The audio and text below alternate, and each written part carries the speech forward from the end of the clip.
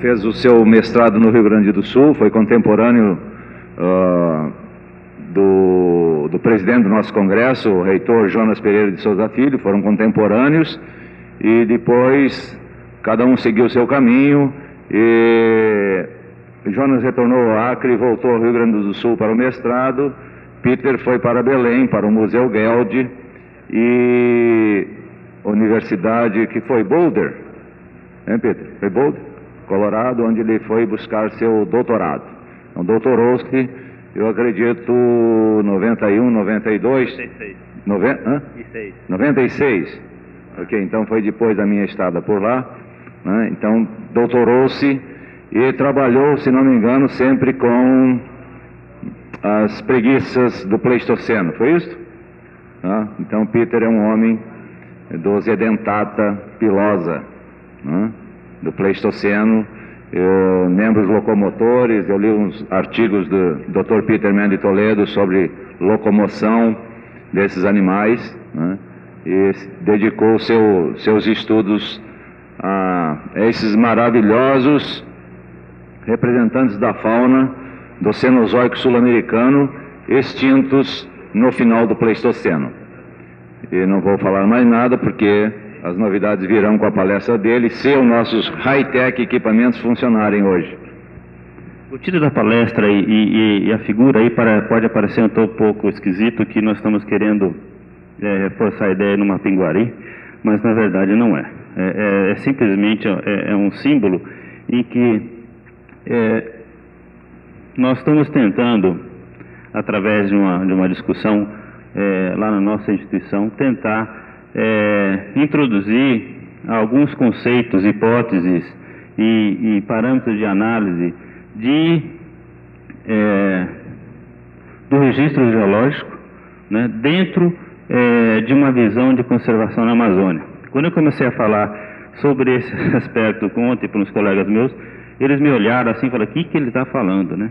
O que vai tentar, qual a relação entre paleontologia e conservação na Amazônia? E aí eu fiquei um pouco assim, poxa, qual será o impacto dessa palestra para a comunidade e o que o Peter vem com essas ideias?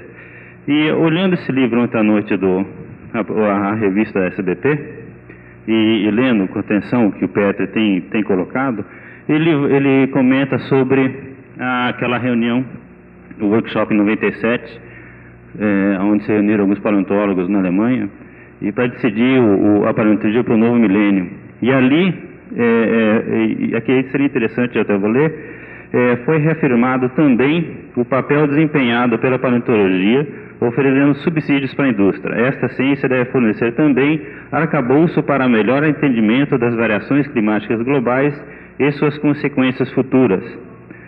Esforços deveriam ser incrementados para conscientizar o grande público do estado precário do ambiente global e das necessidades de ações preventivas. Caberia, então, ao paleontólogo incrementar processos integrados de pesquisa, sugerindo deslanche de amplo processo interdisciplinar. E se nós formos observar isto aqui nesse congresso, e se for fazer uma recapitulação de todas as palestras até o momento, a gente trabalha, o nosso companheiro aqui, nós trabalhamos com, né, um exemplo de preservação da forma de comparar longos minutos de antes. Nós trabalhamos com dados interdisciplinares, né?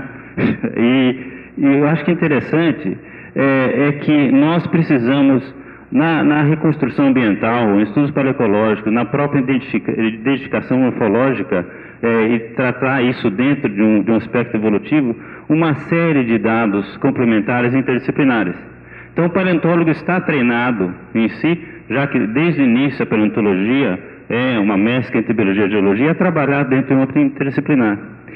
E realmente, quando ele vai analisar o ambiente atual, ele traz inconscientemente ou conscientemente todas essas informações para interpretar o ambiente. Se nós formos observar hoje,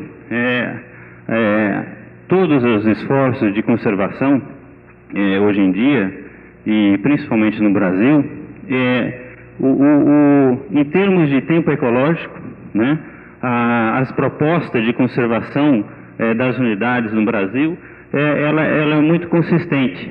Mas se nós formos analisar, e se vocês estão, aqueles que estão acompanhando o trabalho, o que acompanharam o mini curso do COSOL, pode observar que existe uma coerência, né, uma singularidade da América do Sul em termos de resposta, né, biótico aos grandes eventos abióticos. E, em particular, a Amazônia, ela tem essa característica de ser uma floresta tropical recente, né? Ela responde rapidamente às mudanças climáticas, e dentro desse contexto de floresta tropical úmida, ela ainda cria uma série como é que se diz? Não complicadores, mas interações, tanto a nível local como regional, que reflete um passado geológico, pelo menos a nível de Holoceno. Então, se nós formos tratar a questão de conservação na Amazônia sem levar em consideração o aspecto histórico, nós devemos estar perdendo algumas informações cruciais, principalmente em termos de planejamento para o futuro, porque nós não estamos levando em consideração o tempo geológico e só o tempo ecológico. Nós estamos falando em diversidade local de espécies, espécies ameaçadas de extinção e áreas de maior ou menor impacto na região amazônica. Então, o que eu queria, na verdade, é mais apresentar para vocês uma palestra a nível mais de provocação, né, e do que realmente apresentar dados conclusivos, que nós ainda estamos trabalhando, né, nessas hipóteses. Mas, se vocês conseguirem recuperar na sua memória as imagens da palestra do Madden, a da mesa redonda, e ontem um governo que tem mostrado um avanço significativo na preocupação do zoneamento ecológico e econômico, vocês podem observar que nós temos sim um papel, pelo menos de contribuir para os nossos colegas ecólogos, ou biólogos, ou os que trabalham na conservação da natureza. Eu imagino que o professor Ibsen tem uma certa sensibilidade com isso, sendo hoje um dos maiores líderes da conservação da natureza no nosso país. Próximo, por favor. Eu queria, então, tratar rapidamente de alguns aspectos, como nós, paleontólogos, trabalhamos com a evolução orgânica, e todos os meus exemplos, e esse é o meu bias, serão ligados à parte de mamíferos. Eu peço desculpas aos outros grupos, mas é o que eu tenho trabalhado no momento. Vocês podem observar, então, um desenho esquemático de um artigo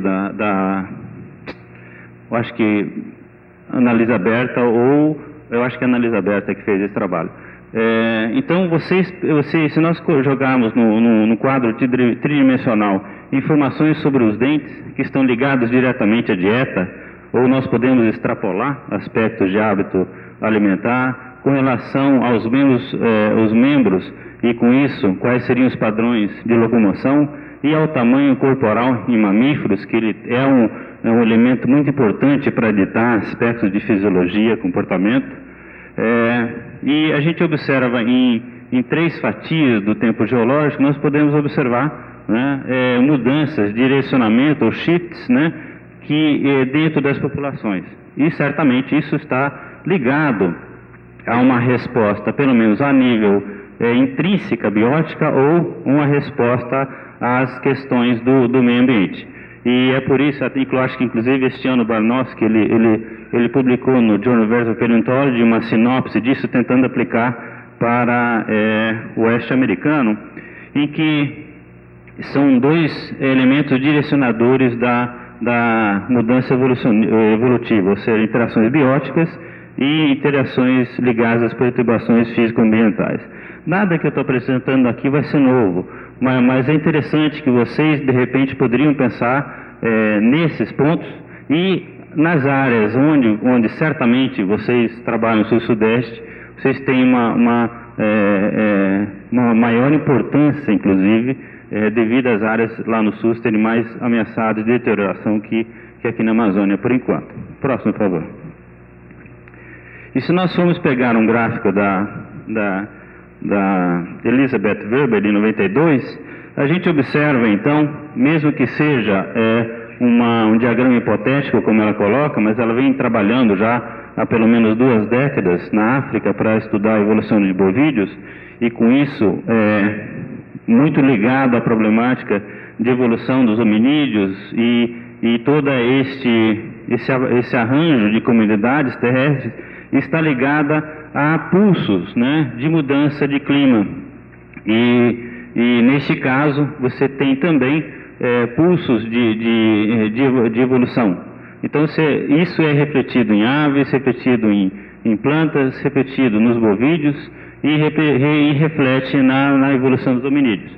Então a nossa evolução está ligada, né, basicamente às mudanças globais ao longo do tempo geológico. Próximo, por favor. E aqui um desenho esquemático de como isso poderia ocorrer, né? Você tem aqui o parâmetro clima e nesse lado à direita um clima mais frio, né? E também à esquerda um clima mais quente. O frio muito ligado também a baixo índice de precipitação e o quente a altos índices de precipitação. Então, à medida que você sobe, né, no tempo geológico, você muda o clima ao ter por exemplo, um efeito estufa, você tem uma expansão de florestas tropicais úmidas e uma retração de áreas abertas e são ciclos alternados ao longo do tempo. Isso é fácil de observar, né? Dá para acompanhar na África e também nós já estamos com uma resolução muito bem feita na América do Norte e também na América do Sul. Os grandes padrões, né, de mudança podem ser observados. O que eu quero dizer, então, que esse tipo de informação tem que ser colocado àquelas pessoas que trabalham em conservação ou na definição de política de conservação do Brasil. E o próximo, por favor. E se nós formos observar, né, hoje, pegar um exemplo, esse é de um documento do Ministério do Meio Ambiente com relação a corredores ecológicos. As próximos slides são referentes à revista Veja, que fez um trabalho ligado, né, nessa questão de perda no nosso patrimônio genético e áreas florestais, e dando um exemplo sobre a Mata Atlântica, que vocês conhecem de perto a problemática. Então, nesse quadro mostra em vermelho a extrapolação de como seria a expansão as dimensões da floresta da Mata Atlântica em 1500, né, antes da chegada dos europeus. Eu acho que aqui nós teríamos que ter também algumas novidades, né, principalmente nesta área aqui. Conversando com o zoólogo Nelson Papavro, e ele vem fazendo um trabalho agora de recuperação de dados desses viajantes de 1500 até agora, e junto com o Dante lá do Museu Nacional, eles estão tentando trabalhar na dimensão de alguns aspectos de diversidade brasileira, de animais, principalmente mamíferos e aves, ao longo de 1500 para cá. E se observa que a região da Caatinga hoje, certamente é uma condição provocada pelos europeus. Claro que existia um ambiente de Caatinga, né, mas você tinha em 1500 pelo menos uma conexão entre a floresta amazônica e a Mata Atlântica, baseado em registros desses viajantes, tá? Então nós deveríamos expandir isto, né, com a Amazônia. Isso já vem sido evidenciado, também já tem sido colocado por outras pessoas, o próprio Fonseca, eu acho que trabalhou isso com mamíferos, e que, por exemplo, uma da repercussão é que você tem poucas espécies endêmicas na Caatinga, 1 ou 2 roedores, eu acho, ou foi descoberto mais um recentemente, mostrando que tinha uma conexão entre a Mata Atlântica e a floresta amazônica. O próximo, por favor. E se for comparar nos dias de hoje, o que resta da Mata Atlântica. Esse impacto é interessante, né? Então, mostrando que no tempo geológico, no tempo atual, você teve uma retração considerável, provocado, claro, por atividade humana, né? O próximo, por favor. Bom, agora vamos para a questão da Amazônia. Nós estamos tratando aqui de quase 2/3 do território nacional, uma área que vem sendo, tem tido uma repercussão na mídia das últimas décadas, e principalmente com relação à devastação florestal. É um assunto que o GEUD tem se mostrado preocupado nesses últimos anos, porque basicamente a nossa ação é restrita à região amazônica em vários aspectos da biologia e também da etnografia e também geologia, mas principalmente agora na identificação de biodiversidade. Alguns dados interessantes para colocar para vocês, aonde também coloca a importância de um estudo básico para questões de conservação. Hoje você só tem, se você for analisar um grupo de aves, ou grupo das aves, você só tem 40% da cobertura da Amazônia identificada em termos de diversidade. Então 60% da Amazônia brasileira ainda precisa ser identificada, ou seja, o esforço de coleta, ela ainda está muito aquém do que nós deveríamos ter para o conhecimento dessa área. Se nós formos pensar que o grupo de aves e borboletas é o que mais tem tido um esforço de inventário biológico, podemos extrapolar aqui para mamíferos e outros grupos, né? A falta de conhecimento da biodiversidade da Amazônia é muito maior do que a carência de 60%. Então, a batalha de identificação taxonômica, né? A velocidade de identificação taxonômica é muito menor que a velocidade de uma motosserra que vem devastando a Amazônia. Então, por isso que é imprescindível que políticas de conservação sejam adotadas e implantadas com rigor. Se nós formos olhar aqui a devastação da Amazônia, a gente pega o número de 17%. O que você pode achar? Porque mais de 17% não é tudo bem, a área é muito grande, você não perdeu muita coisa. Mas estudos recentes feitos pela WWF definiu a América Latina em ecorregiões. Uma consistência de dados de fisiografia, dados de distribuição de formações de vegetação, dados de hidrografia, e definiu a Amazônia em 23 ecorregiões.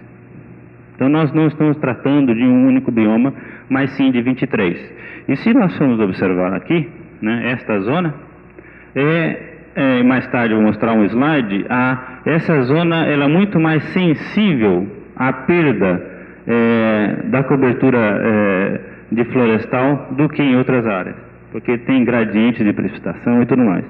E se nós formos dividir a Amazônia em 23, existem áreas, né, na região amazônica, dentro dessas ecorregiões, que sofreram em termos percentuais um índice tão significante quanto a perda da Mata Atlântica. Então a taxa de perda de biodiversidade ela é muito alta e ela não deve ser comparada de maneira homogênea. Nós temos a mania sempre de encarar a Amazônia como uma área homogênea. É por isso o próprio fracasso da Transamazônica. Pensaram que era uma grande planície e traçaram uma rodovia horizontal, e vocês podem observar os padrões os erros que ocorreram na questão de programa de assentamento. O próximo, por favor. E se nós formos observar aqui, né, o território preservado na Amazônia, ele é muito insignificante com relação à área total. Mas devemos levar em consideração que existem estados com programas, isso aqui só as áreas, e certamente tem um pouco de defasagem, porque isso é 97 para cá, mas você tem áreas aqui de esforços a nível de município, de estado, que aumenta até em grande parte as áreas de preservação. E se formos jogar em cima, mas o próximo slide, Glenn. Próximo. O que eles chamam de os países dos índios é a questão de o que é território indígena, né? Eu nem vou entrar em detalhes, mas existem então conflitos de ministérios com relação em áreas de conservação. Claro, isso aqui são áreas intocadas, né, pela nossa sociedade, que são áreas de preservação, mas existe uma preocupação que eles estão mudando a legislação, em que o índio vai ter uma autonomia de gestão territorial de suas terras. Isso, de certa forma, é um ganho, mas se nós não trabalharmos isso de uma maneira coerente, nós precisamos trabalhar com os grupos indígenas no sentido de preservação, porque senão eles vão ter autonomia de venda de madeira, autonomia de mineração, e que perde qualquer tipo de esforço de política de conservação na região. O próximo slide. Bom, Aqui, esse é o mapa das ecorregiões, né, já publicado pela WWF, e vocês podem observar que nós temos, né, 7 biomas brasileiros com 3 áreas de transição. E em um estudo mais detalhado, então, divide a Amazônia em 23. O próximo. Bom, existem 2 modelos hoje, o de conservação na Amazônia, de programas oficiais, e este é o que está prestes a ser aprovado, ou já aprovado, no Ministério do Meio Ambiente, que são os corredores ecológicos para conservação. É um estudo que já vem sendo desenvolvido há mais de 10 anos, né, em workshops na Flórida, em Manaus, e um programa até interessante. Ele é robusto internamente, mas o que eu queria colocar aqui, ele tem o problema do tempo ecológico com relação ao tempo ecológico. Então definiram aqui 7 prioridades, né, 7 áreas prioritárias de conservação e estabeleceram corredores ecológicos. O que vai ser aprovado e que já está aprovado no Ministério do Meio Ambiente é o corredor 4, né, corredor sul da Amazônia, e o corredor número 6, que é o corredor central da Mata Atlântica. Né, são os 2 programas oficiais do Ministério do Meio Ambiente com relação à preservação. E nesse corredor 4 aqui, existe um contínuo de 3 áreas de preservação, um Instituto Ambiental lá, Desenvolvimento Sustentável em Mamirauá, que passa a ser um Instituto do Ministério da Ciência e Tecnologia, uma grande área a nível de Estado, e também a Floresta Nacional, Parque Nacional do Jaú, que é um dos maiores parques nacionais da América Latina. Bom, o que eu começo a discutir dentro desse ponto é que por que nós estabelecemos corredores nessa linha, né? Claro, existe uma consistência de que com esses cinturões você cria buffers, né, de ação de desenvolvimento e desmatamento. Mas, de uma certa maneira, não se conhece ainda, né, se vamos imaginar que ainda 60% da fauna de mamíferos precisa ser identificada, como é que nós precisamos trabalhar na definição da expansão biogeográfica, e essa expansão biogeográfica, ela hoje ocorre em resposta a recentes mudanças climáticas. E aí é onde entra o trabalho dos estudos do quaternário, dos estudos de evolução de vários grupos, para chegar na identificação de áreas de distribuição biogeográficas, comunidades consistentes entre si, não só tendo em condições a parte do tempo ecológico, mas sim levando por trás toda uma história que vocês veem ao longo desse congresso, têm recebido informações, a importância e a íntima relação pelo menos a nível de mamíferos nessa relação. Próximo, por favor.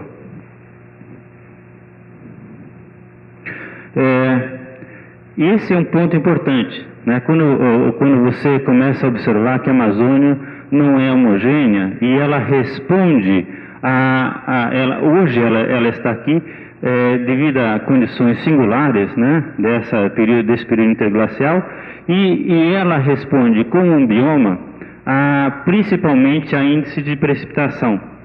O gráfico não está muito bom, mas se nós formos observar aqui, né, 1.5, o 1.0 e 0.5 são faixas de precipitação na região amazônica. Tudo isso aqui, se nós formos considerar como um grande bioma, é uma floresta, o famoso evergreen, né, floresta tropical úmida. Não estou querendo entrar aqui em diferenciação de específica ou diferentes comunidades. Eu estou querendo encontrar ela como um sistema como um todo. Hoje existe um grande programa para entender o funcionamento da floresta amazônica, que se chama o LBA, Large Biosphere Atmosphere Scale Ecological Experiment. Eu não sei exatamente como a sigla, mas são 300 pesquisadores financiados pela NASA, Comunidade Europeia, e aqui no Brasil capitaneado pelo INPE, para entender como funciona o sistema da Amazônia. E a primeira novidade é que eles achavam que o ciclo das nuvens funcionava como um ambiente terrestre, mas na verdade ele funciona como se fosse um grande oceano. Então essa é a primeira mudança do paradigma para as pessoas que trabalham com meteorologia. Mostrando então também que a floresta amazônica tem uma importância de captura o que chama de sink do carbono, CO2. Então nós temos aqui evidências, né, científicas para, pelo menos, um meio de preservação. Mas preservar o quê? Né? Nós precisamos ser consistentes. Se a própria Amazônia hoje responde a uma mudança climática, né, e se nós estamos prevendo o futuro, nós devemos imaginar também, com base no passado, como é que ela poderia responder. O que eu falo aqui é o seguinte: devido a esses índices, a essa retroalimentação de umidade ao longo da Amazônia, você começa a observar que aqui existe sazonalidade nas áreas de transição do Pantanal, nas áreas de transição com Cerrado e nas áreas de Cerrado e principalmente de Caatinga, e principalmente no norte de Mato Grosso. Vocês que estão no norte de Mato Grosso sabem muito bem disso, do que eu estou falando. Bom, se você corta a floresta amazônica, você perde a capacidade de retroalimentação. Isso não é o termo correto, né, mas a retroalimentação do ciclo da água. E ela não se recupera mais, criando então um problema, né, de recuperação de biomassa e recuperação da composição da vegetal.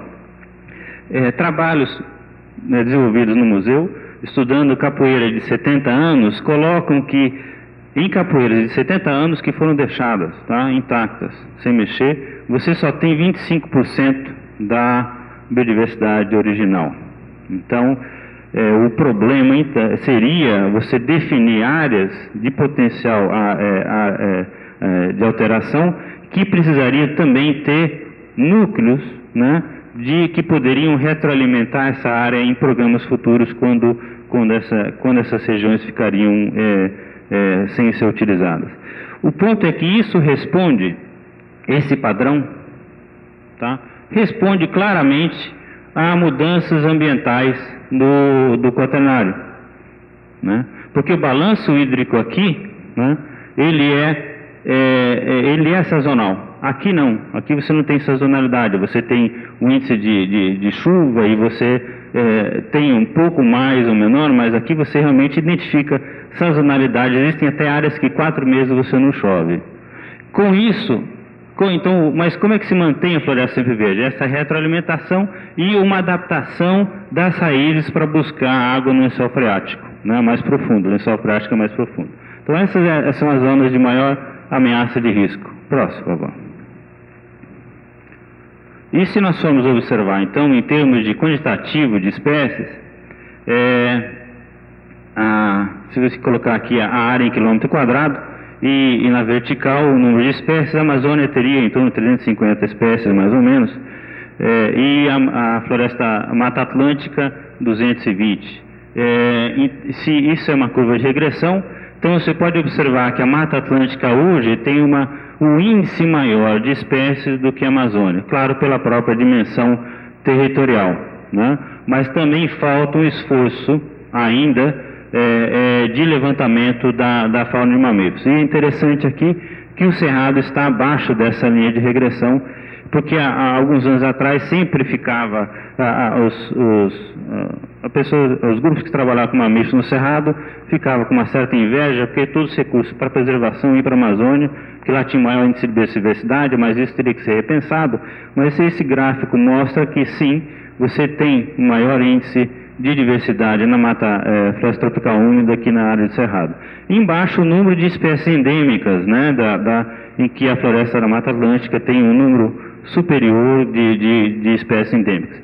Então, para preservar esse tipo de história, eu acho que os paleontólogos deveriam se unir a conservacionistas e começar a passar algum tipo de informação do contexto histórico, para que quando se pega a análise de uma área para preservação, não se pega apenas uma espécie ou uma comunidade. Isso é um outro problema, né? E aí que eu queria entrar, Guilherme, próximo. Bom, eu vou ter que passar rapidamente, que já são 9h05.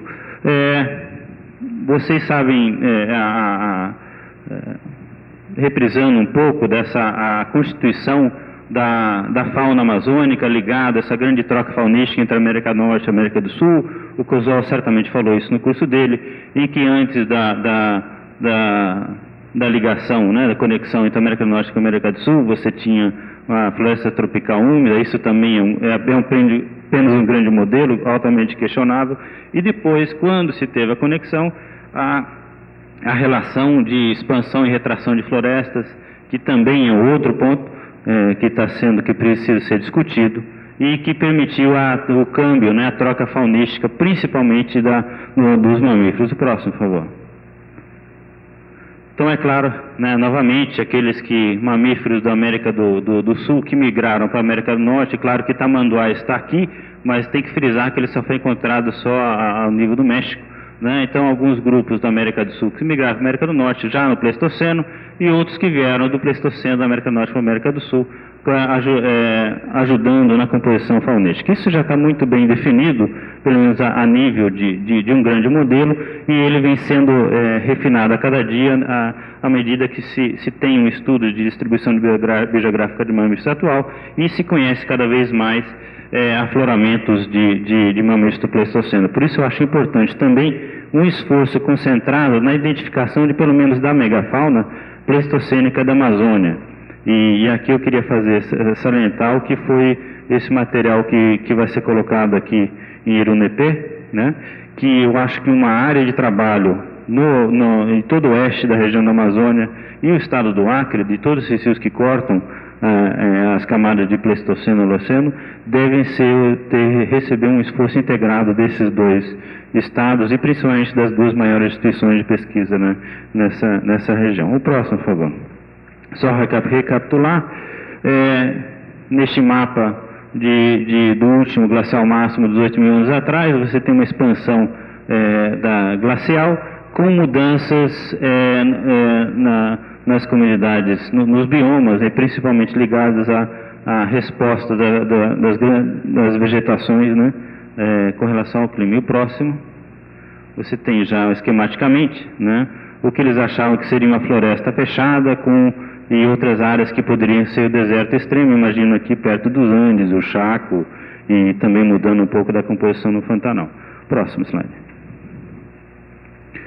Esse aqui é um exemplo que é apresentado pelo grupo de paleontólogos de mamíferos do Quaternário da América do Norte, capitaneado pelo Russ Graham, do Denver Museum, em que eles fizeram um esforço concentrado que eu acho que sugiro que seja um modelo a ser copiado pelos vários grupos de paleontólogos aqui no Brasil, chamado Fauna Map. Eles recuperaram todos os dados secundários de faunas de mamíferos do Pleistoceno e principalmente do Holoceno e jogaram em mapas georreferenciados e, em cima disso, né, a expansão e retração das geleiras para tentar observar como é que as espécies respondiam a grandes mudanças climáticas. E um exemplo que eu coloquei nesse mapa é o do Daisy pubellus, que é uma espécie endêmica de um tatu, mas ele é endêmico da América do Norte, né, no Holoceno, já é extinto. E daí você traça os limites das glaciações e como essa espécie responde às grandes variações. Eles fizeram isso com todos os mamíferos do Holoceno, e começam a observar, testando duas hipóteses: se a espécie responde de uma maneira isolada à mudança climática, ou a comunidade de mamíferos responde como uma comunidade. Isso é muito importante, daí que você começar a observar, hoje, se as comunidades atuais são provenientes de uma composição aleatória da comunidade, ou toda a comunidade respondeu da mesma maneira mudanças ambientais.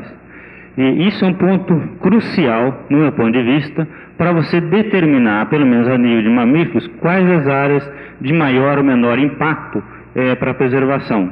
Isso só pode ser respondido através de um levantamento biogeográfico bem feito e também colocando as informações pelo menos a nível de Holoceno, em faunas do Holoceno. Porque assim nós vamos poder ver a sensibilidade de cada espécie como mais um parâmetro na conservação de áreas. Próximo, por favor. Infelizmente, os nossos dados sobre o passado recente, né, pelo menos o Holoceno, o Pleistoceno, ele é muito esparso, pontual, e que dificulta e que obriga, na verdade, os paleontólogos a fazerem grandes generalizações. Então, um grande erro, né, é que a tendência seria que você pega um ponto e você extrapola para toda a região. Bom, se nós estamos definindo 23 ecorregiões, você pode imaginar que um único ponto, por exemplo, aqui central, vamos colocar aqui como ponto Carajás, ele não pode ser, né, não deveria ser, né, como um ponto de referência para toda a região sul da Amazônia, no Holoceno. Isso aqui são furos que o Colimbo apresentou, que tem o maior penetração no tempo em termos de diversidade de comunidades de vegetação. E existe uma consistência entre todas as datações, mas o que eu queria mostrar aqui, o grande vazio do conhecimento para isso. Eu acho que sim, é claro, nós temos um problema de falta de informações, mas eu acho que deveria ser feito um esforço concentrado na identificação de potenciais afloramentos para trabalhos não só de vertebrados, mas também lagos que poderiam contar um pouco desse intercâmbio, né, dessa troca ambiental na Amazônia, pelo menos dos últimos 18 mil anos para cá. Eu nem vou entrar na questão de refúgios ou uma hipótese muito mais consistente vindo dos finlandeses e o Cassalo, mas os dados precisam ser mais robustos, né, para podermos ter uma noção da evolução dessa grande floresta tropical úmida, que realmente nós ficamos, eu acho, muito mais extasiados pela alta diversidade, que isso inclusive paralisa um pouco por onde é que nós vamos começar, né? E o que eu queria apresentar aqui, então, seria como é que nós deveríamos atacar isso nesse primeiro momento. O próximo slide, por favor. Isso aqui é uma reconstrução há 9 mil anos atrás, como seria as dimensões da floresta tropical úmida. A savana seria mais ou menos se penetrando até esse ponto, que seria aqui o sul do estado do Pará, Rondônia, justamente, né, se vocês forem observar, naquela área, né, que pelo gradiente de precipitação é o que tem, né, o menor tipo de menor índice de precipitação, a sazonalidade. Ou basicamente, a floresta tropical úmida, pelo menos, é tão recente, de 9 mil anos atrás, que ela ainda, para ela ocupar esse espaço, né, ela teve que se adaptar e, devido a esse mecanismo de retroalimentação, é que foi possível a sua expansão. Então, são áreas de maior fragilidade em termos de perda, né, de cobertura vegetal. E é justamente onde nós temos o famoso Arco do Fogo, grandes programas do IBAMA. Então, isso aqui já seria um ponto inicial de trabalho, né, para subsidiar o Ministério do Meio Ambiente em áreas de maior ou menor risco de devastação florestal. E o que eu queria terminar um pouquinho com essa última palavra, com o Guilherme. Próximo.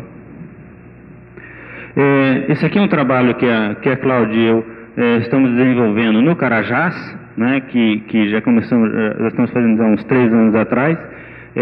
Trabalhamos com restos zooarqueológicos das cavernas em arenito do Carajás, que é aquele grande programa de exploração de ferro da Vale do Rio Doce, e detectamos só na base de restos arqueológicos já mudanças de distribuição de mamíferos, novas ocorrências, ocorrências do Ozotóceros justamente nesta região, o que para nós foi uma surpresa, né?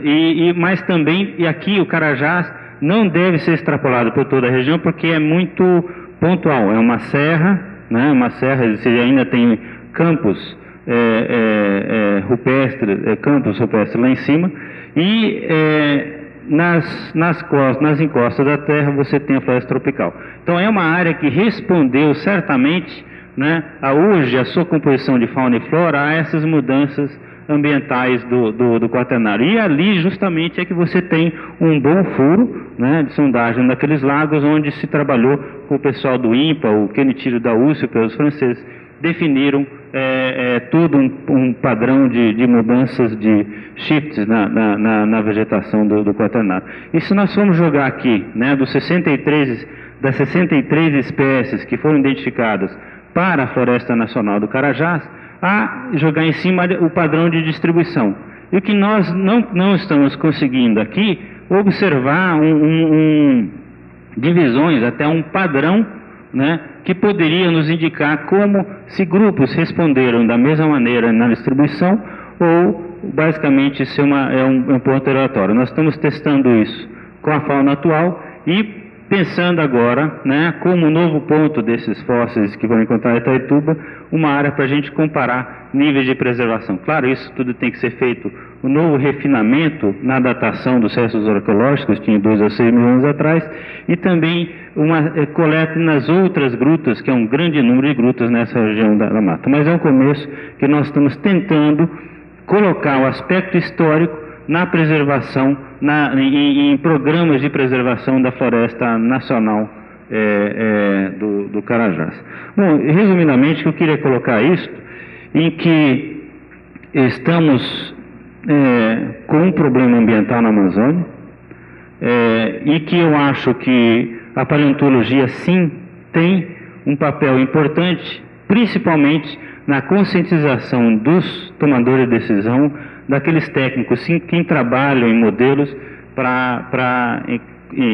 em áreas de conservação. Eu espero que nos próximos anos as florestas nacionais ou as áreas a serem criadas tenham também um componente histórico nas questões de preservação. Bom, era isso, tá? Obrigado.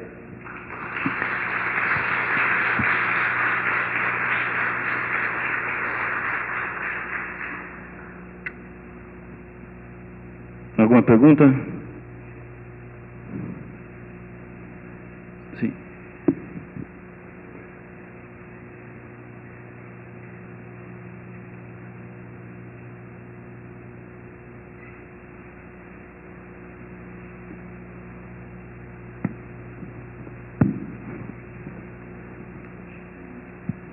Alô? O senhor chegou a mencionar que provavelmente a caatinga não seria uma formação natural, mas formada por ação dos europeus. Existem evidências, ou isso está baseado no relato dos viajantes naturalistas? Foi bem isso que... Não, eu sei que eu não fui bem claro nisso. A caatinga, sim, é uma formação natural, mas a evidências de registro dos viajantes sugerem que existia uma conexão entre a Mata Atlântica e a Floresta Amazônica, e que hoje, né, também devido a esses níveis de precipitação, a retirada da cobertura vegetal provocou a expansão da caatinga. Então, certamente nós teríamos uma expansão muito maior do cerrado, né, naquela área do que da caatinga e também da Mata Atlântica. Era isso. Eu sei que eu não fui muito bem claro. Parece que aqui não existia caatinga e foi o homem que criou, não. Houve a expansão da caatinga aqui na zona do Agreste. Tá. Só para complementar, então, eu entendi. Um trabalho recente feito por um colega meu com abelhas, ele encontrou evidências de que a caatinga teria uma conexão histórica com a região do Chaco. Havia uma suposição de que poderia ser com a região de Guajira, na Venezuela, mas de acordo com as análises, inclusive, que ele fez filogenéticas de abelhas, essa conexão seria com a região do Chaco. E com relação à conexão da Floresta Amazônica com a Mata Atlântica, quem tem um trabalho muito bom a esse respeito é o JJ Bigarella, Dárdaro de Andrade Lima e o Rias, se não me engano, um trabalho de 87. Ele buscou várias evidências faunísticas e florísticas de conexão da Floresta Amazônica com Mata Atlântica, cujos remanescentes hoje dessa conexão seriam os brejos, né, os brejos de altitude já encontrados, parece que o Bajara, no Ceará, aqueles brejos, né, famosos. E já existem, a própria fauna de mamíferos já tem mostrado essa alta relação, índice de similaridade entre a Mata Atlântica e a Amazônia, que existia uma conexão. Esses dados, eu acho que também tem é engraçado, é importante, é interessante essa informação, que eu estou com um aluno de mestrado fazendo as relações índice de similaridade de composição de fauna atual de mamíferos, e a gente começou a observar uma certa similaridade entre a composição da fauna da caatinga da caatinga com o chaco. Tá? Mais um ponto que reforça a necessidade, nós conhecemos, e certamente isso foi do Pleistoceno para cá, reforçarmos um esforço concentrado para entender as respostas, né, dos ecossistemas das mudanças climáticas globais, que esse fator não está sendo levado em consideração na definição de áreas de preservação. Tá? O professor Ibsen, depois, aqui na frente.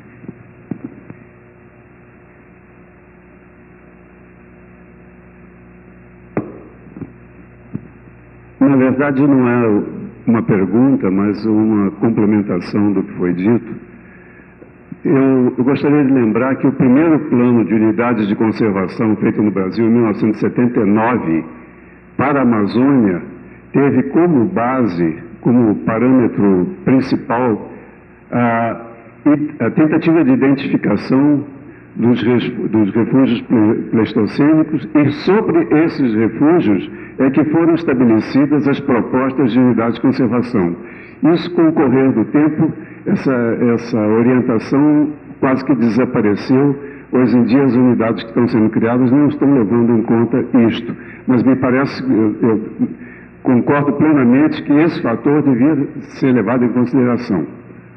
Quanto à possibilidade da Mata Atlântica se estender sobre a Caatinga, existe um trabalho de 1996 do professor Adelmar Coimbra Filho e outros que mostram que muitos argumentos ponderáveis sobre a extensão da Mata Atlântica sobre a Caatinga em passado relativamente recente.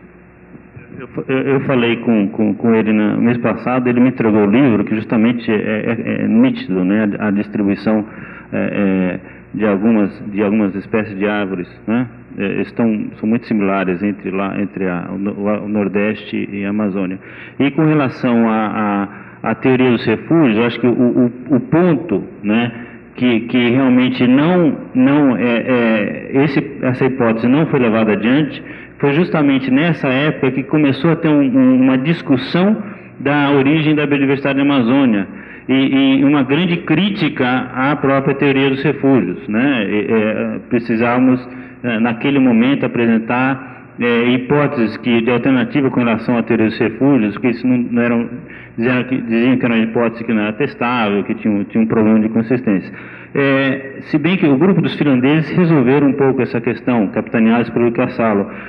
Mas durante no final da década de 70, início de 80, essas informações não foram mantidas dentro da comunidade científica e repassadas a nível dos ecólogos que começaram a trabalhar os grandes problemas ligados à devastação florestal. Não é que estou dizendo que seja culpa deles, eles estão fazendo um esforço muito importante nesse aspecto, mas que a gente vê que, eu acho que teríamos hipóteses mais robustas se introduzíssemos um parâmetro histórico dentro desse contexto. Eu tinha lá atrás, assim. Sí, yo no he entendido todo de esta discusión, pero quisiera tener un comentario general en esto conservación de biodiversidad. Y hemos visto en este congreso, tenemos muy variadas teorías y hipótesis para la historia de Amazonia, de Mioceno, y también historia pleistocénica es muy poco conocida. Personalmente yo tengo grandes problemas para aceptar esta teoría de refugios y las sabanas en Amazonía. Y porque esto yo creo que toda cosa es un más grande problema. Por ejemplo, aquí en Amazonía, los servicios geológicos no hacen un mapeamiento de los depósitos. No se construyen una estratigrafía para toda la área. Todos los paleontólogos que están hoy día aquí aceptan geología y las relaciones integradas de paleofaunas y paleogeografía. Estos procesos son de mayor importancia para determinar las áreas que se necesitan conservar cuando se hace una conservación que es bueno. Y yo creo generalmente esto es una cosa de educación básica. Ustedes biólogos, que yo creo aquí tenemos más biólogos que geólogos, pero en varios países biología se enseña bien en la escuela, pero las geociencias, geografía y geología se han dividido en dos grupos. Mayormente en los países geografía se enseñan en las escuelas y geología tiene menos contactos con el enseño básico en las escuelas. Pero hoy día en este congreso podemos ver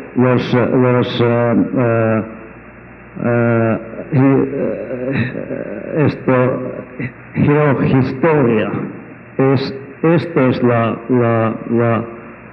que pueden solucionar toda esta cosa que es importante, qué áreas son las más importantes para conservar.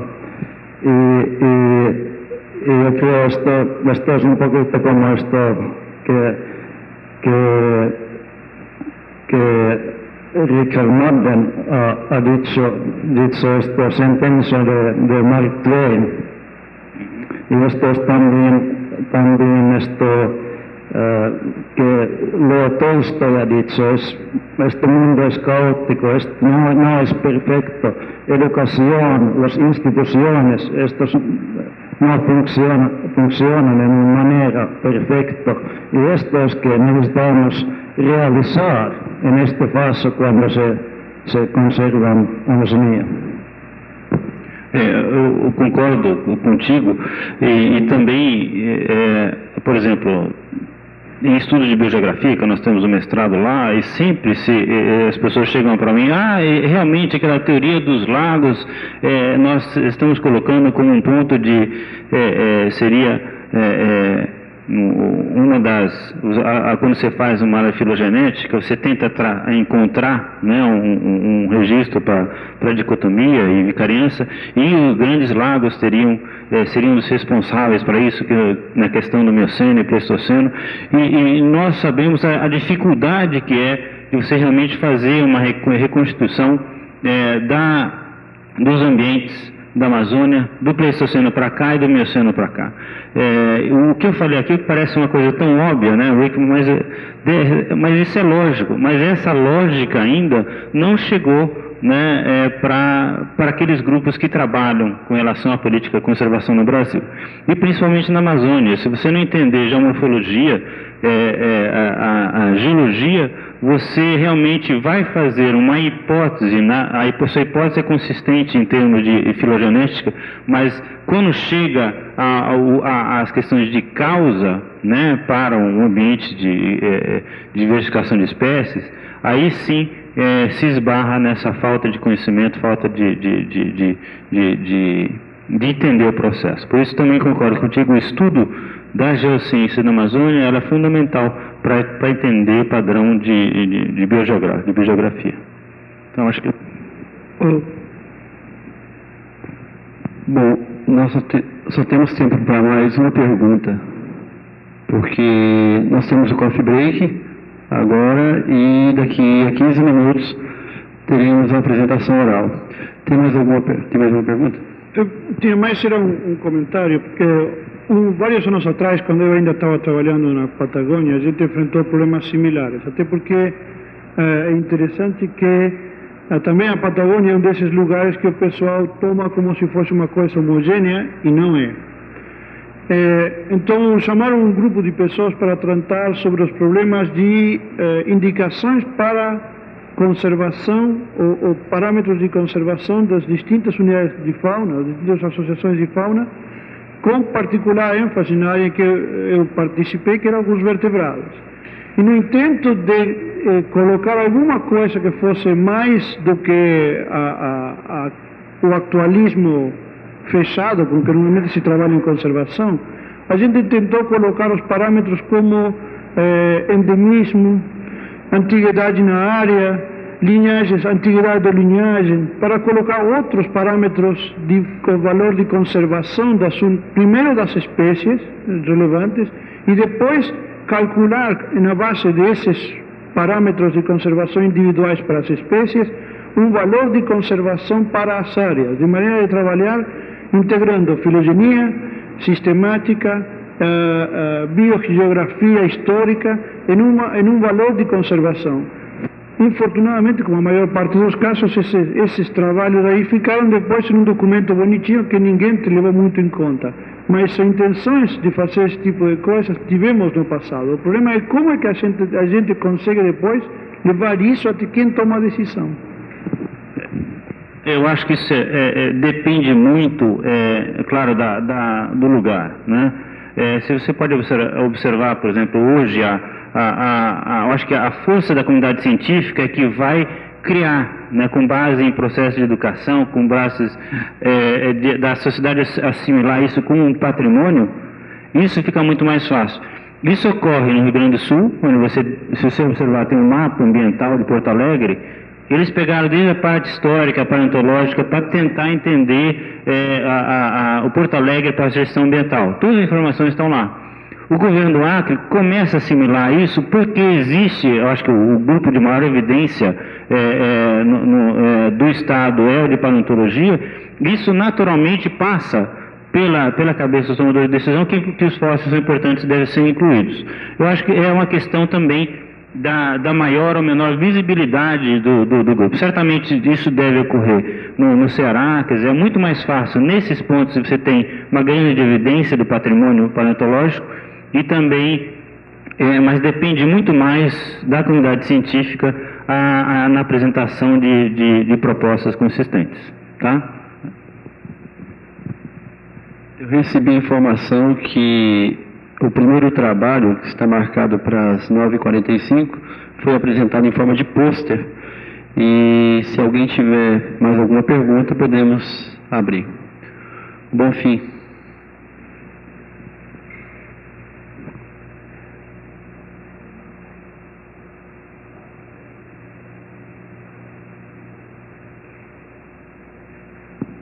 Gostaria que o senhor esclarecesse uma curiosidade, uma informação que eu obtive junto ao IBAMA. Eu participei do encontro de zoologia do Nordeste, em 97, e conversando com o pesquisador do IBAMA, ele me disse que, com relação às relações filogenéticas de peixe-boi marinho no Nordeste com peixe-boi marinho da Amazônia. E ele me deu uma informação interessante, eu não sei se o senhor pode me esclarecer, com relação aos fósseis da Amazônia não sei pronunciar direito, é um manatim... do Gongídeo. Uhum. Perfeito. Com relações na Ásia. E eu achei isso muito estranho, por isso eu achei muito interessante essa... Não, basicamente, a história da evolução dos sirinos era muito interessante. Ela começou na região do Caribe, né, do Eoceno. Você tem que imaginar que os continentes estavam muito mais próximos, existia um grande mar, né, na região do Caribe, e toda a história evolutiva dos Gongídeos e outros grupos também ocorreram nessa zona tropical. Os primeiros triquetídeos, que é onde do que você está falando, eu acho que eu nem deveria estar falando aqui, o especialista nessa área também é o pessoal.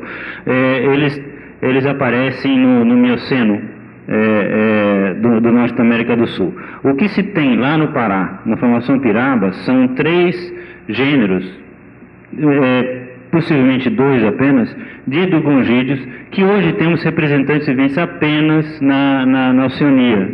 Mas o pesquisador Del Domen, que foi comentado pelo Alceu, descobriu um dugongídeo, né, um gênero dugong, no Pleistoceno da Flórida, e realmente, pelo que ele mostrou, é o dugong. Então, certamente, você tinha a expansão desse gênero, dugong, até a Flórida. Mas não existe nenhuma relação entre os dugongídeos da formação Pirabas com os triquecos, o Manatus inungus ou senegalenses.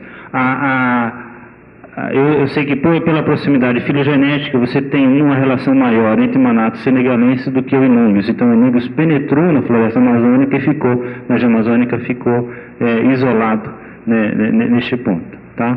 E uma maior relação entre senegalenses com Manatus. A distribuição do Manatus vai da Flórida e também até o Nordeste.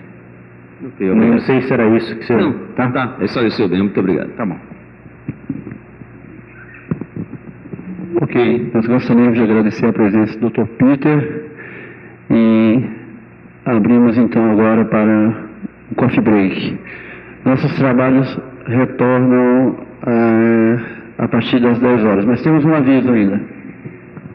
Bom dia a todos. Eu só queria que quem fosse participar da excursão número 2, eu preciso do RG. Vocês podem me procurar e passar para mim, por gentileza, se tiver alguém presente aqui. Obrigado. Ainda em relação à excursão de sexta-feira, número 1, tá? Nós vamos sair na sexta-feira e também na turma do sábado, tá? Os 2 horários serão 7 horas da manhã, deveremos estar retornando a Rio Branco por volta das 5 horas da tarde. Roupa leve, tênis, quem tem problema de sol, um protetor solar, um boné, enfim. A minha preocupação ainda é no local onde a gente vai ter que encontrar. Então eu gostaria que as pessoas passassem ali na secretaria, lentamente, ao longo do dia, para a gente à tarde também dar outra informação, para anotar o hotel onde estão hospedados, para eu ver se é viável a gente fazer uma circular pegando todo mundo no hotel ou um ponto mais central. Então eu precisaria identificar onde é que as pessoas estão localizadas, tá? Mas a princípio nós vamos sair 7 horas da manhã, com retorno às prováveis 5 horas da tarde. Então aquelas pessoas que viajam ainda à noite têm tempo suficiente. Ok? Obrigado.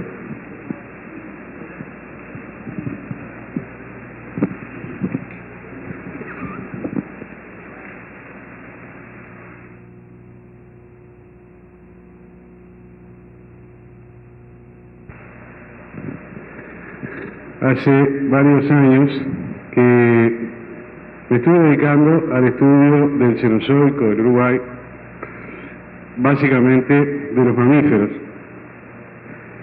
Y dadas las características del territorio de Uruguay, un país muy pequeño, existe muchas veces la posibilidad de que estudiando terrenos cenozoicos pueda accederse a los fósiles de otros sedimentos inferiores. Y es así que hace un par de años incursionamos por primera vez en el campo del estudio de los vertebrados del Mesozoico del Uruguay, que como ustedes sabrán son bastante escasos, muy escasos, comparados con la cantidad de fósiles que tenemos del periodo Cenozoico. En particular, los fósiles que nosotros vamos a describir brevemente el día de hoy corresponden al departamento de Tacuarembó, ubicado más o menos al norte y centro del Uruguay, muy cerca de la ciudad de Tacuarembó. Serían esas localidades que están recuadradas ahí, la localidad de Los Rosanos, cerca de Valledén, a unos 20 kilómetros, 30 kilómetros de la ciudad de Tacuarembó, y la localidad de Martinote, también muy cercana a la capital del departamento de Tacuarembó.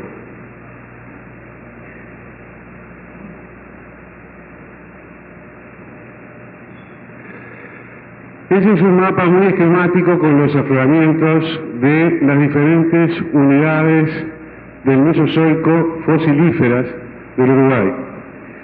En particular, la formación Tacuarembó, que es la que nos ocupa, es la que está marcada ahí con tonalidades azules. Y como ven, se desarrolla básicamente en el centro y norte del Uruguay. En general, todas estas unidades han dado muy poco material de vertebrados. Quizás el más completo y el más conocido es Uruguaysucus, de la formación Guichón, en la parte oeste del país, del periodo Cretácico. La formación Tacuarembó ha dado bastante material, pero es un material muy fragmentario, y los fósiles descritos hasta el momento de la formación Tacuarembó eran prácticamente exclusivos de esta unidad. Entonces no daban información de tipo bioestratigráfico o geocronológico.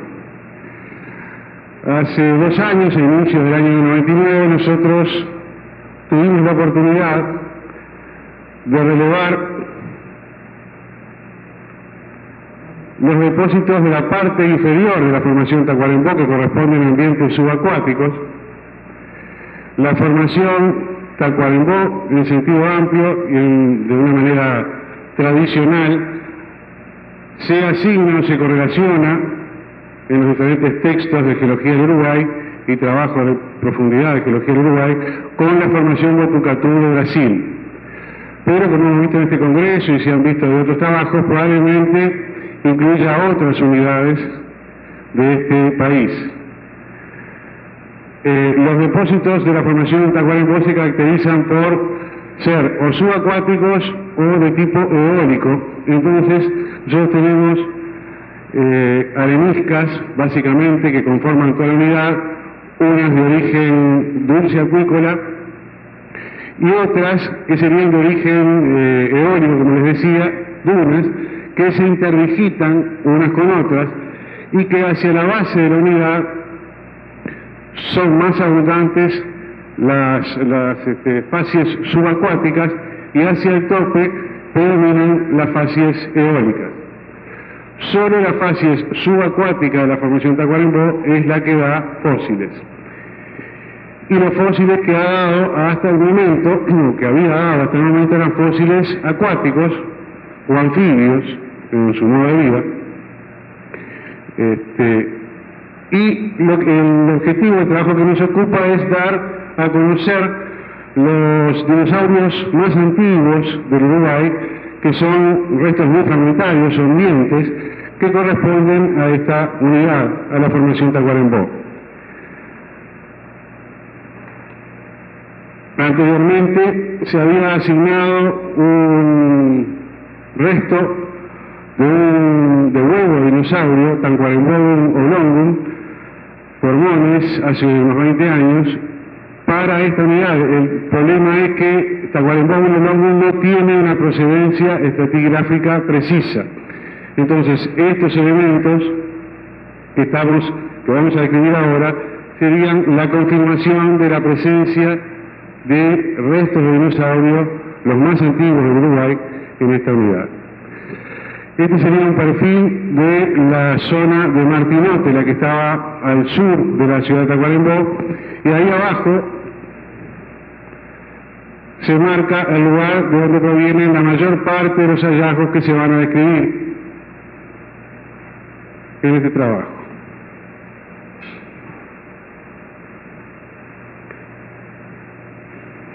En ese nivel que estaba en el perfil, nosotros pudimos extraer material en las partes más friables directamente en el terreno, y en las partes que eran más duras, más difíciles de trabajar en el terreno, tuvimos que trabajar en el laboratorio, calentando la roca, sometiéndola a calor y luego tamizando bajo agua, y lo que queda es un conjunto de elementos bastante fragmentarios que consisten básicamente en escamas y en dientes.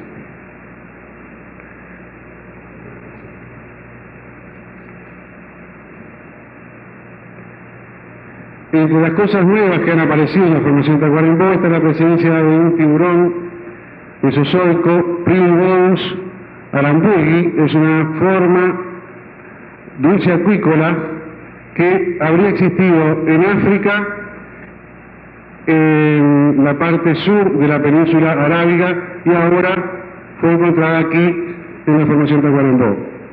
Los registros africanos están asociados a palinomorfos, lo que marcan una clara asignación geocronológica para la asociación de Primibodus aramburi con estos elementos, y está dando una edad por primera vez para la formación Tacuarembó, una edad basada en fósiles en Jurásico superior, Cretácico inferior.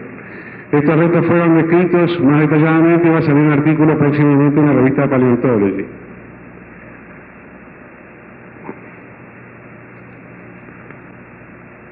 Otros elementos bastante comunes en ese bone bed que se mostraba en el perfil son dientes de diferentes vertebrados. Arriba son dientes que se asignan a cocodrilos longirostrinos. Fue descrito para la formación Tacuarembó un cocodrilo Mediosaurus valis paradisi, que es endémico de esta unidad, no se conoce en ningún otro lado, hace unos 20 años también por Moniz. Y abajo tenemos dientes y escamas de peces semienótidos, que son los fósiles más abundantes en la formación Tacuarembó. Por lo general aparecen aislados, desarticulados todos ellos. Son raros los casos en que se han encontrado estos elementos en otros sitios articulados.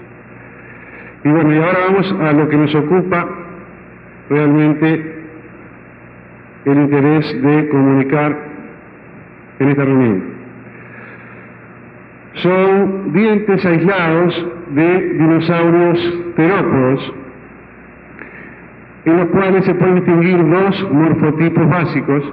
Son muy pocos los dientes que se han encontrado, vamos a decir que son 7 nada más hasta el momento, y se distinguen dos morfotipos básicos. Este morfotipo, que se podría catalogar como más clásico, con dientes comprimidos, con aserramiento en los bordes anterior y posterior, y con estos bordes, digamos, paralelos al eje central del diente. Este es un único diente encontrado en la localidad de los Rosanos, en la misma localidad donde se encontró el tipo de Mediosaurus valis paradisi, y corresponde a un dinosaurio terópodo sin determinar.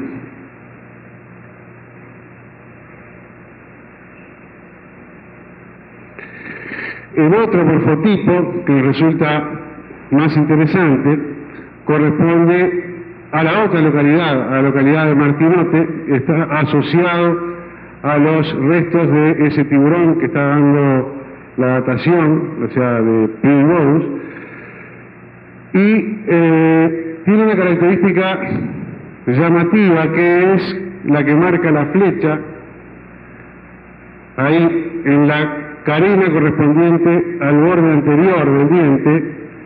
Se observa una torsión desde la parte anterior hacia la cara lingual del diente.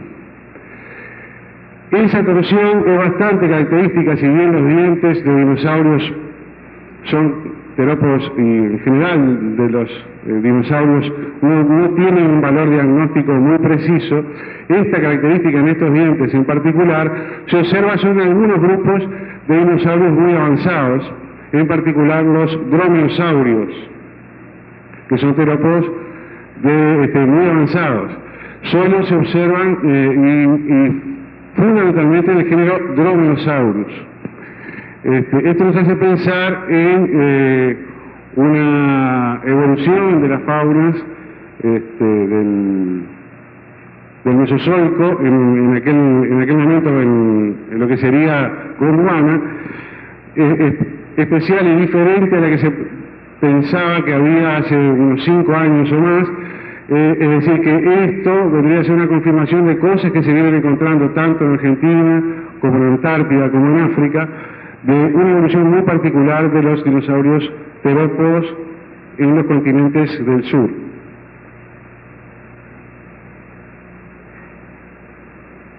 Ahí tenemos otro diente en el que se marca esa característica. Otra cosa curiosa es que los únicos elementos de origen terrestre que se encuentran en la formación de Tacuarembó hasta ahora son estos.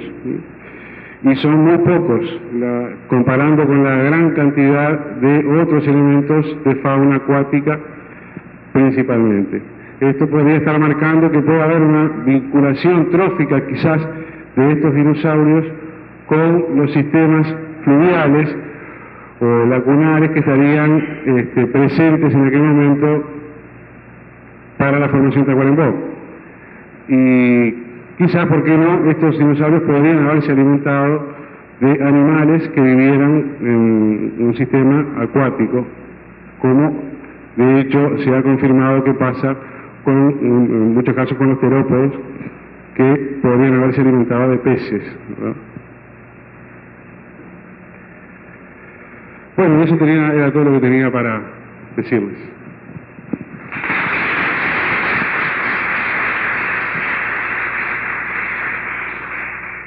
Obrigado. Alguém tem questões? Nós temos algum tempo para eventuais questionamentos. Nenhuma pergunta? Muito bem, agradecemos. E chamamos a comunicação seguinte: Construindo a Superárvore dos Dinossauros, de Max Langer, David Pisani e Adam Yates.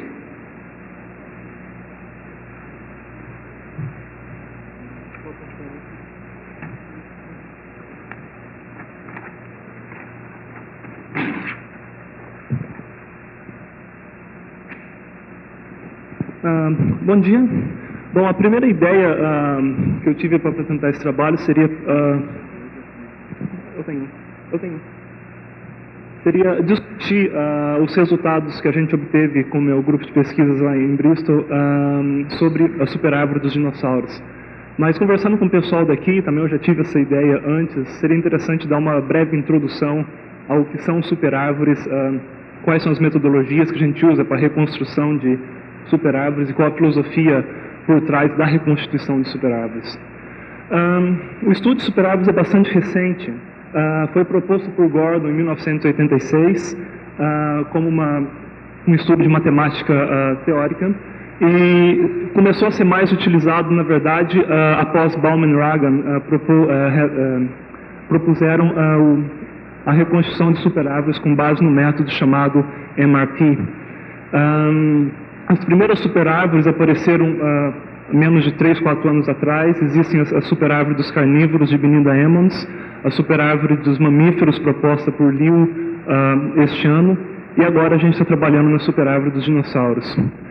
O estudo de superárvores ainda não chegou ao Brasil, que eu saiba, nenhum pesquisador do país tem trabalhado com essa metodologia, por isso também seria interessante introduzir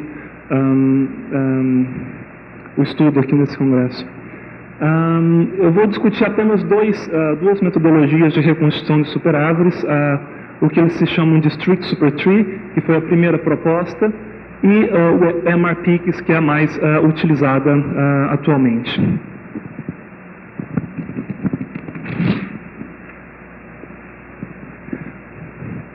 Bom, a ideia por trás de superárvores, como proposta por Gordon, basicamente não tem nada a ver com filogenia, não tem nada a ver com biologia, é simplesmente um estudo matemático com estruturas em forma de árvore.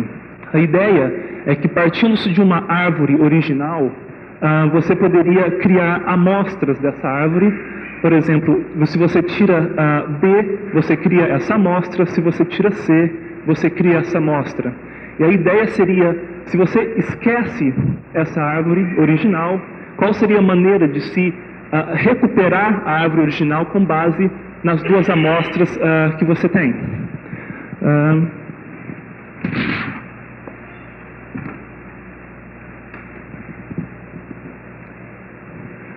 Usando o método do Strict Supertree, você partiria dessas duas árvores amostra. Na verdade, você partiria de uma árvore original muito maior você tiraria duas amostras e, em um primeiro momento, você excluiria todos os componentes que não são comuns às duas árvores, ou seja, você só mantém os componentes que aparecem nas duas árvores, seria esse primeiro passo.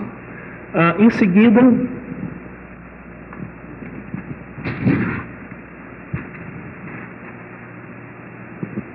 você trataria de reintroduzir aqueles táxons que não eram comuns às duas árvores na árvore que você obteve retirando esses táxons. Obviamente, quando você encontra politomias, indica que a sua amostra foi insuficiente para se reconstituir a árvore original, uma vez que as duas árvores partiram da mesma amostra e eram consistentes. Bom, essa metodologia é bastante eficaz em termos teóricos, quando você parte de duas árvores que são consistentes uma com a outra, justamente porque elas são amostras de uma árvore original. No entanto, os autores tentaram utilizar o método de Strict Supertree para se construir consensos entre árvores ou filogenias propostas por diferentes autores, e que muitas vezes não eram consistentes. Neste caso,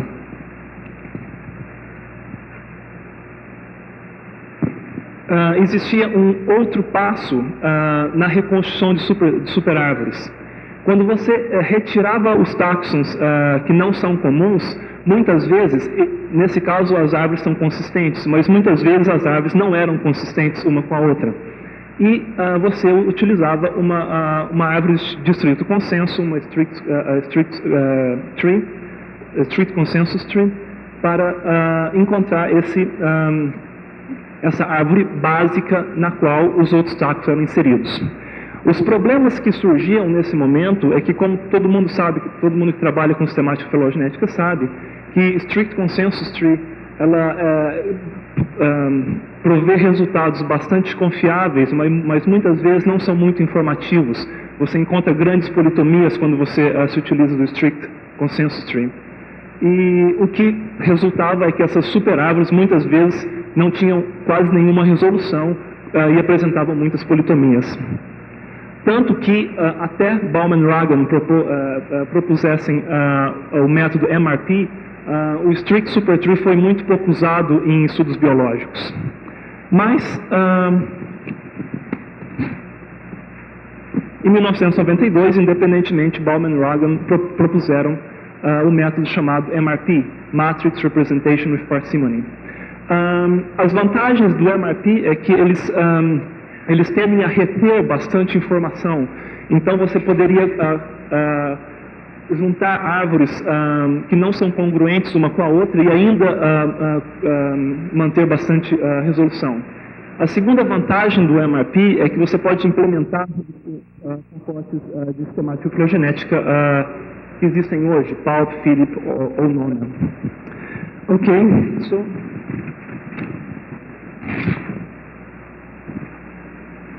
qual é a ideia por trás do método chamado MRP?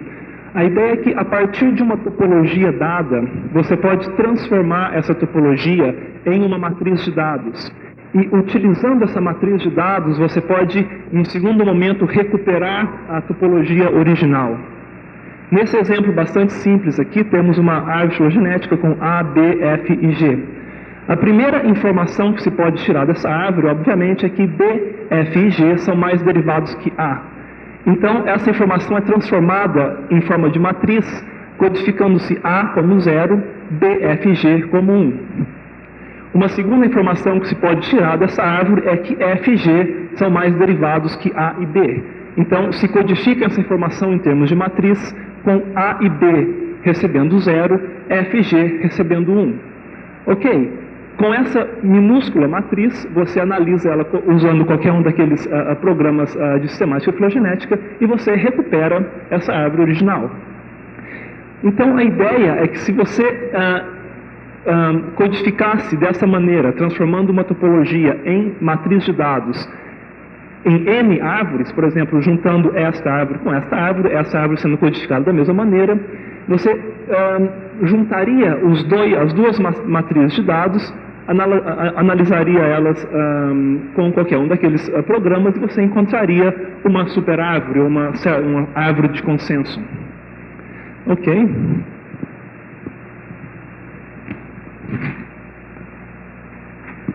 Essa metodologia, MRP, foi utilizada para a construção da superárvore dos dinossauros. Nós utilizamos 127 árvores originais, todas que conseguimos encontrar e sabemos que algumas não tivemos acesso, mas quase todas foram computadas, incluindo aproximadamente 230 táxons dinossaurianos, e essa é a hipótese filogenética mais inclusiva já proposta para o grupo. Não gostaria de me alongar muito na descrição dessa árvore, porque é simplesmente uma árvore baseada em trabalhos prévios e não tem nada de realmente novo, mas simplesmente para descrever sucintamente o resultado, encontramos a organização clássica, Ornitischius formando um dos maiores grupos de dinossauros, Saurísticos do outro lado, incluindo Sauropodomorphos e Terópodos. Dentro de Ornitischius, a topologia encontrada é muito próxima à filogenia do grupo proposta por Sereno, mas isso não é uma surpresa, tendo em vista que grande parte das árvores que nós utilizamos são baseadas em trabalhos desse autor. Uma diferença interessante existe aqui na definição da família Iguanodontidae. Sereno acredita que Iguanodon seria mais primitivo que Uranosaurus, que seria por sua vez mais próximos aos Lambeosáuridos. Nós, ao contrário, encontramos um Iguanodontidae monofilético, incluindo Iguanodon, Altirrhinus e Uranosaurus. Essa é uma proposta que é similar a estudos feitos por Dave Norman. A parte do saurístico é mais interessante. Dentro de Sauropodomorphos, encontramos que prosaurópodos são monofiléticos, e dentro de Saurópoda, uma série de táxons basais, como Vulcanodon, Paraprasaurus, Chunosaurus, e uma grande politomia, incluindo vários neosaurópodos basais, diplodocóides, brachiosáuridos e titanossauros. Estudando essa problemática, dessa grande politomia que encontramos aqui, descobrimos que ela era basicamente resultante da posição bastante variável de Mamenchisaurus, que muitas vezes é incluído na base juntamente com o Homesaurus e muitas vezes é incluído juntamente com o Euolophus como um saurópodo muito mais avançado. Utilizando a metodologia de Reduced Consensus Tree, que nos permite excluir esses táxons que são bastante variáveis, excluímos Mamenchisaurus e conseguimos mais resolução no estudo dos neosaurópodos basais.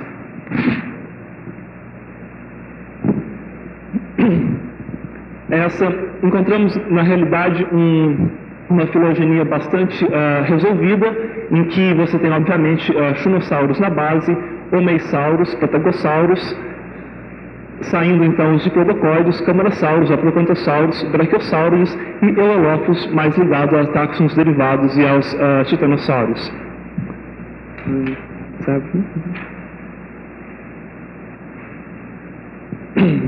Na parte dos terópodos, encontramos que o Raptor e o Herrerasaurus são realmente terópodos basais. Vale ressaltar que essa não é a minha opinião. Na verdade, eu trabalho com dinossauros basais e meu estudo tem mostrado que o Raptor e o Herrerasaurus são sauríceos basais e não pertencem ao grupo dos terópodos. Mas este é simplesmente um trabalho com um espírito de meta-análises, que é simplesmente compilando tudo que já foi proposto. E com base nisso, o Raptor e o Herrerasaurus são terópodos basais. Dentro dos terópodos sensu estrito, teríamos um grupo monofilético, seriam os ceratossauros, incluindo celofisóides e abelissauros e outras formas. Entrando dentro dos tetanuros, não encontramos uma relação de sister group entre espinosáuridos e torvossauros, mas, ao contrário, o torvossauros é aparentemente mais relacionado com os tetanuros mais derivados. Encontramos um carnossauro monofilético, incluindo Sinoraptoridae e Allosauridae. Dentro de Celurosauria existe uma grande politomia na base e, obviamente, os Maniraptoriformes. Da mesma forma que aconteceu com os neosaurópodos, essa grande politomia é devido a formas que têm a posição bastante variável, no caso Deltadromeus e Inquiabasaurus. De novo, retirando esses dois táxons, encontramos bastante mais resolução na filogenia dos celurossauros. Na base haveria um grupo monofilético, incluindo celuros, proceratossauros e ornitolestes. Depois, em forma de escada, teríamos Typionix, Bagaratã e Compsognathidae. Obviamente, os celurossauros mais derivados, incluindo Tyrannosauridae, Ornitomimosauridae, Oviraptorsauria e Eumaniraptora. Interessante notar que a Oviraptorsauria é composta por Oviraptorsauridae e Teresinossauria e não inclui Caudipteryx, que na verdade foi incluído como um Eumaniraptor.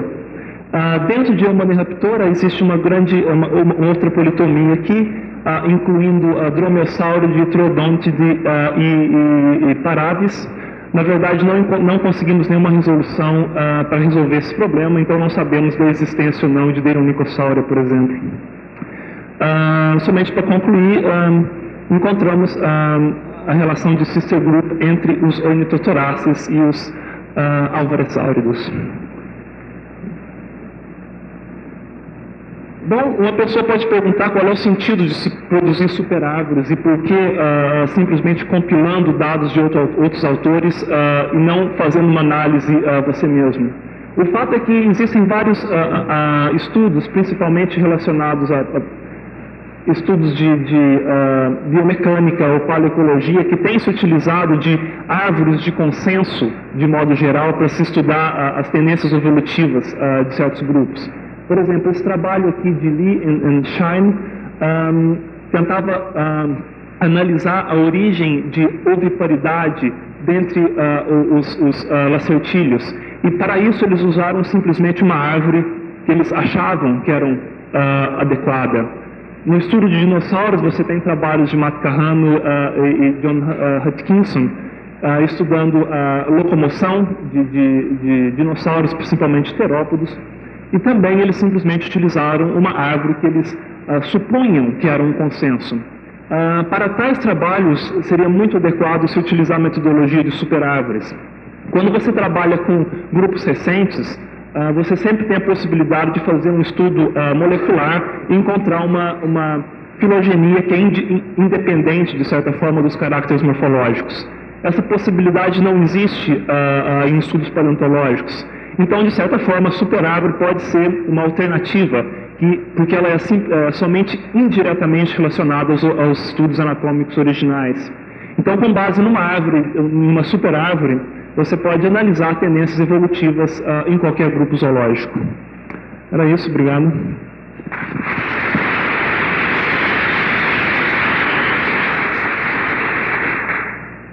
Muito bem, nós temos alguns minutos para perguntas.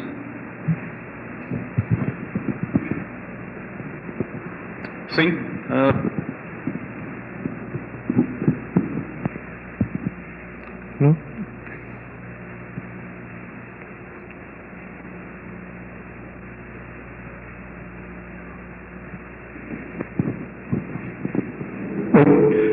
Eu tenho algumas coisas para considerar com relação não aos superárvores dos dinossauros, mas sim à metodologia dos superárvores, particularmente ao NPR.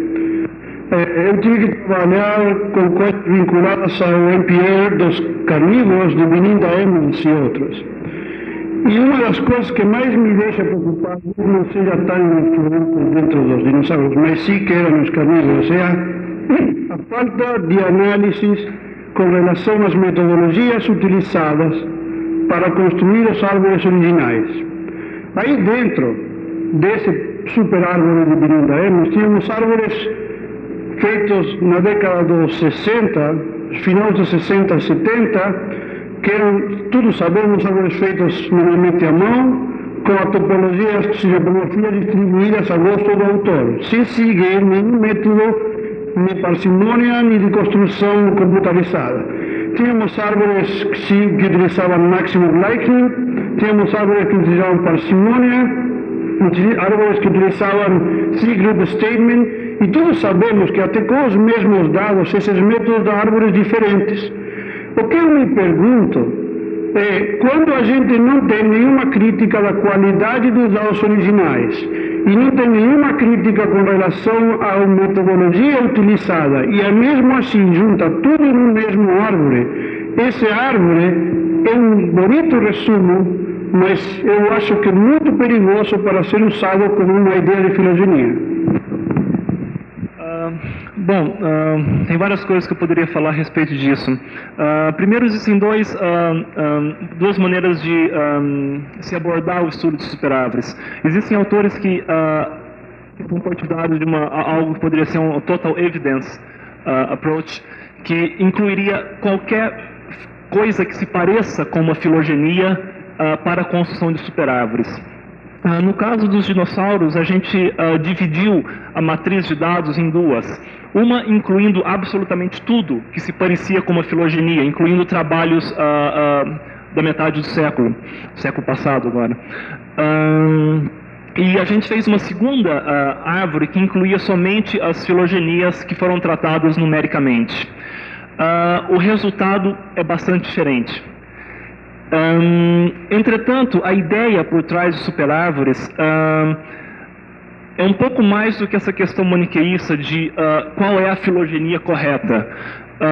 A ideia seria se testar diferentes metodologias e se propor diferentes hipóteses com base nesses estudos de meta-análise. Como todo estudo de meta-análise, a gente depende dos trabalhos originais.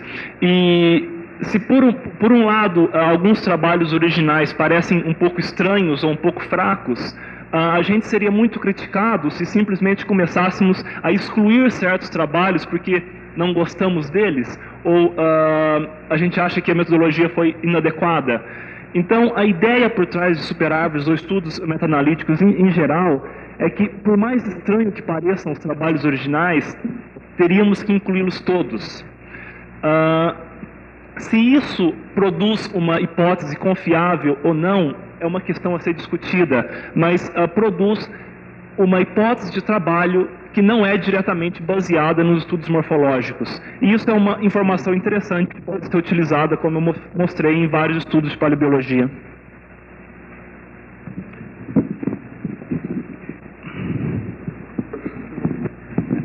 Talvez eu não tenha entendido direito a metodologia, então por isso a pergunta. Aparentemente a matriz de dados que você obtém é baseada na topologia de cladogramas prévios e não na codificação das características morfológicas. Então, no caso que você citou, por exemplo, de iguanodonte, de que o resultado obtido foi diferente de cladogramas anteriores, já que o objetivo é discutir a morfologia de grupos, como resgatar essa informação morfológica? É possível? Porque a sua matriz não está baseada em caracteres, e sim na topologia, né? Se é possível resgatar essa informação para discutir por que dessa diferença dos cladogramas prévios com a superárvore. Bom, como eu falei, uma das aplicações de superárvores é justamente tentar traçar modificações evolutivas num determinado grupo. E você está certo de falar que a superárvore é baseada indiretamente em caráteres e baseado diretamente na topologia. Bom, uma vez que você aceita a superárvore como uma hipótese de trabalho, você pode tentar traçar os caráteres e tentar descobrir por que encontramos, por exemplo, um iguanodonte de monofilético. Mas isso seria um trabalho em um segundo momento, e os caráteres em si não desempenham nenhuma função na construção de superárvores. Mais alguma questão? Muito bem, agradecemos.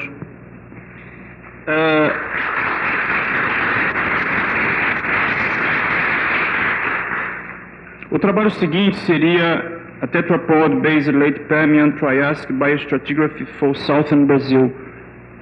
Mas eu tenho a impressão que o Schultz não está presente. Portanto, nós passamos para a contribuição seguinte, que é osteologia e análise filogenética de um Milodontine Mammalia Xenartra do Mio-Plioceno, estado do Acre, região fronteiriça Brasil-Peru, de Francisco Negri e Luciano Maciel.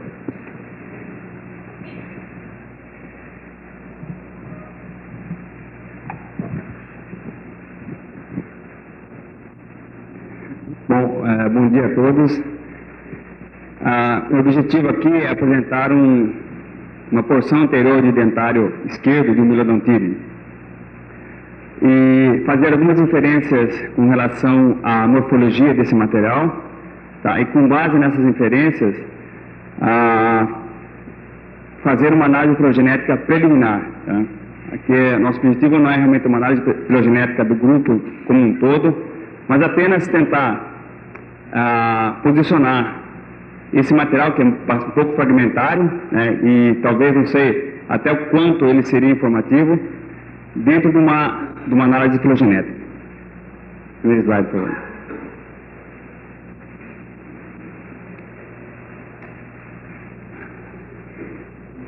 Só Paulo, um pouquinho a luz, Paulo, por favor. Aqui é só para... Deve me dar um pouco... Aqui só para localizar a Amazônia Sul-Ocidental.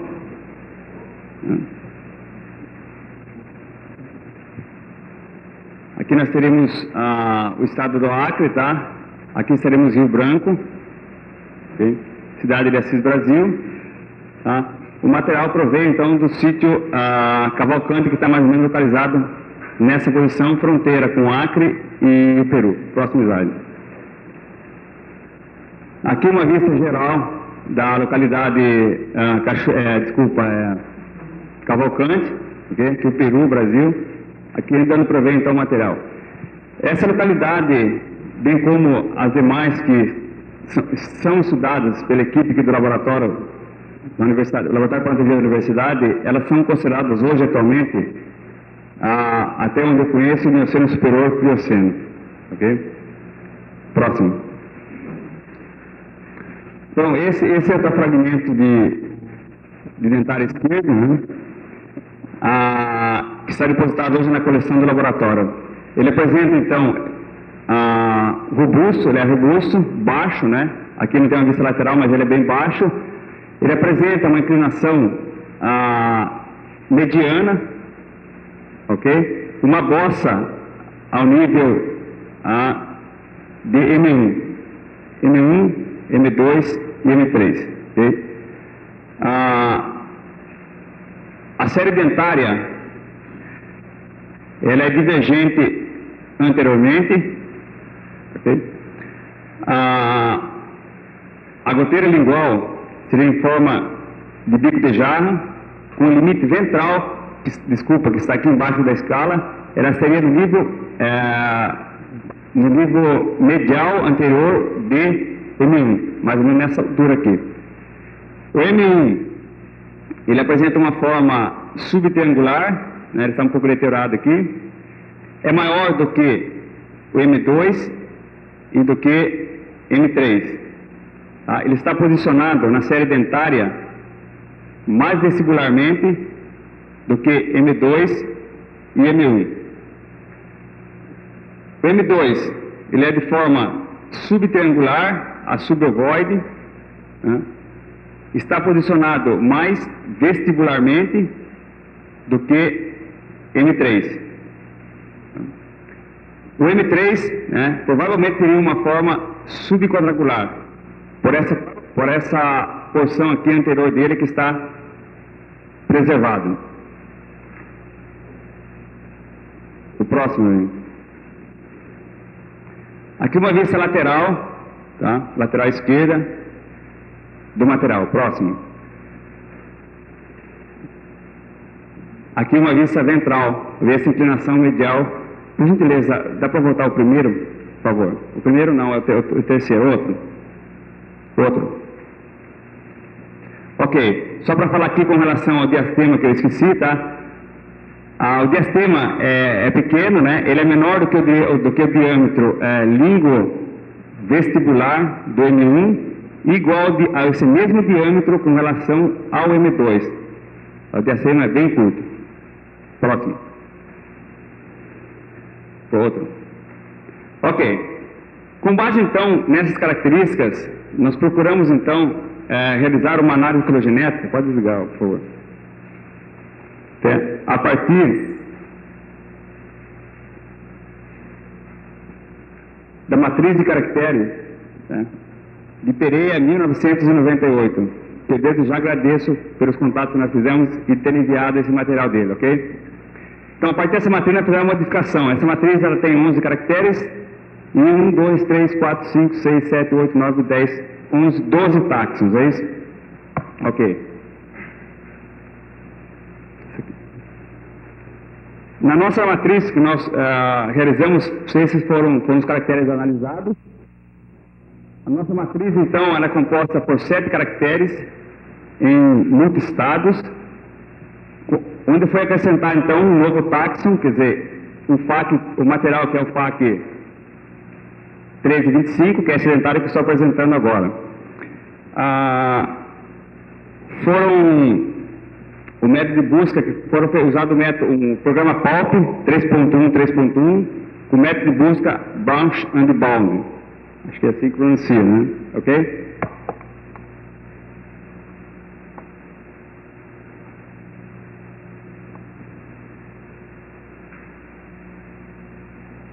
Bom, essa foi, nós obtivemos então, na nossa análise, 13 cladogramas, do qual computou o seu consenso de maioria.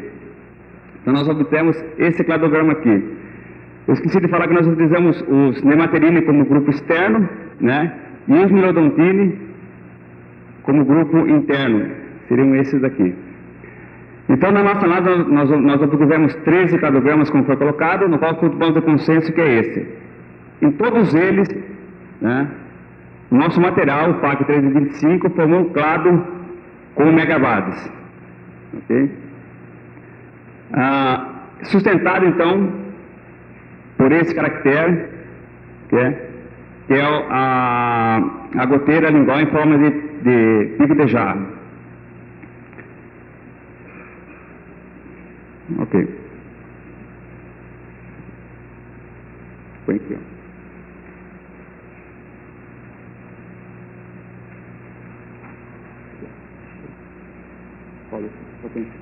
Então, esse, só deixa um pouco aí. Esse aqui, então, foi o nosso cladograma, ok?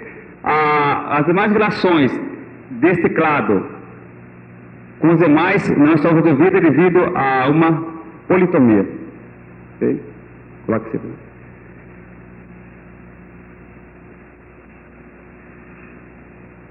Esse aqui é o material, então, de megabase da Avenida, proposto, descrito por Silatuani em 1981, na qual, então, o nosso material se relacionou. Ok, põe outro slide bem, por gentileza.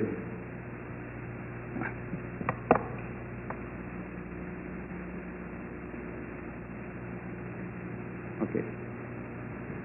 Bom, nesse material, então, nós comparamos com o slide para mim, por gentileza, ali. Outro slide. Quando nós comparamos esse material de megabase da Avenida de Silatuani com o nosso material, esquerdo e direito, nós podemos observar algumas diferenças, né, que é com relação primeiramente, ao dente caniniforme, né, que no nosso material está posicionado mais vestibularmente na série dentária do que esse material aqui, tá?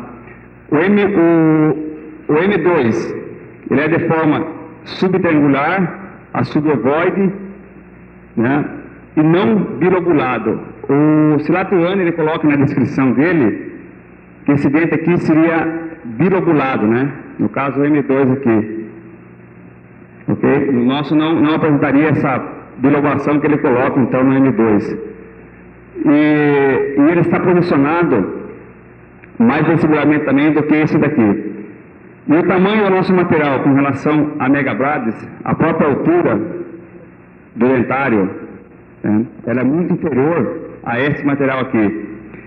Isso pode nos levar a crer que nós saímos diante de um possível, quem sabe, um novo táxon, mais afim, então, com o megabrades da UNI.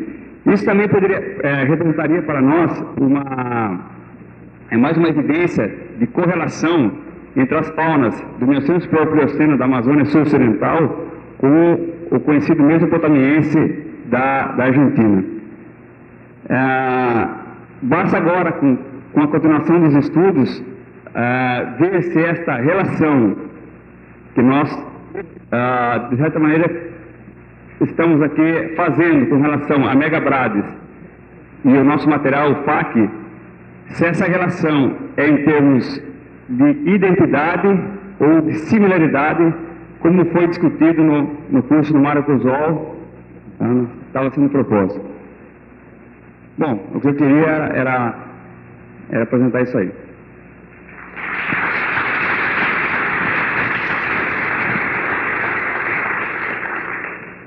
Nós temos tempo para questões, se existirem. Nenhuma pergunta?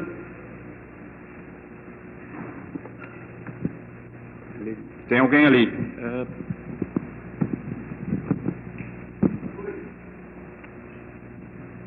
Levem o microfone para ele lá, por favor.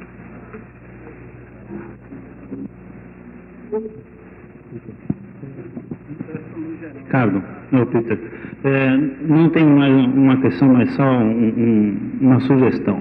Vocês, mais uma vez, estão identificando a alta diversidade de pelo menos preguiças, né, juntos, convivendo no mesmo ambiente. O que eu acho que a linha com relação aos edentados aqui do Acre deve partir agora, nesse momento, para uma reconstrução da paleocologia e da afinidade deles com o meio ambiente. Aí você seria um argumento a mais para começar a definir a reconstituição paleoambiental do Acre. Eu acho que eles têm, sim, uma informação muito importante com tipo de hábitat, tipo de alimentação, e vocês têm as informações, pelo menos básicas, né, material básico para isso, que seria dentes, crânios e pós-crânios. A minha sugestão seria essa, que o caminho da pesquisa nos edentados aqui com a fauna do Acre seria na reconstrução dentro da linha da paleoecologia dos grupos. É só isso. Tá? Obrigado pela sugestão, querido. Mais alguma contribuição?